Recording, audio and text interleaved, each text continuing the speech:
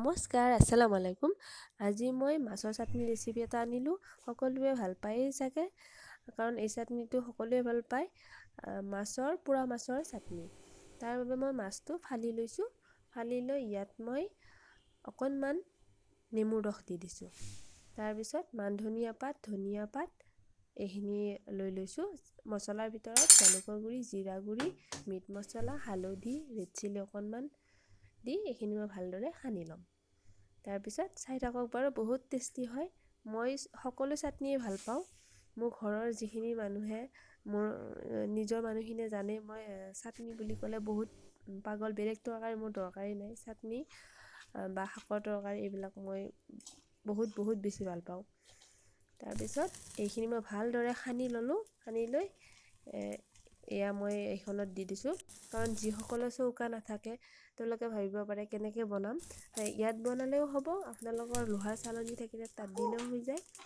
মই এনেকৈ বনাই ভাল পাওঁ, সুবিধা পাওঁ। এনেকৈ ভালদৰে পুৰি ল'লোঁ মাছটো। নেমুৰ ৰস দিয়া যায় যিহেতু সোনকালে সিজি যায়। এইখিনি হৈ গ'ল। এতিয়া চাই থাকক, এতিয়া এইখিনি মই পিটিকা কৰিম। অকণমান নিমখ দি দিলোঁ। সৰিয়হ তেল দিম, শেষত দিম, তেতিয়া গোন্ধটো থাকে। প্ৰথমত দিলে বেছিকৈ লাৰিলে গোন্ধটো নোহোৱা হয়, শেষত দিলে গোন্ধটো থাকে। ভালদৰে এইখিনি মই সানি এতিয়া নেমু ৰস দি দিছোঁ। বহুত টেষ্ট হয়। দালি বা কিবা জোল তৰকাৰীৰ লগত এই চাটনিখন হ'লে আৰু বেলেগ তৰকাৰীৰ প্ৰয়োজন নাই বুলি মই ভাবোঁ, আৰু মই বহুত ভাল পাওঁ। এইখিনি মই ভালদৰে এনেকৈ সানি ল'লোঁ। এয়া হৈ গ'ল। বহুত টেষ্টি হৈছিল। আপোনালোকে ট্ৰাই কৰিব, এনেকৈ বনাই চাব যদি বনোৱা নাই। যদি বনোৱাসকলেতো জানিবই বহুত টেষ্টি হয়।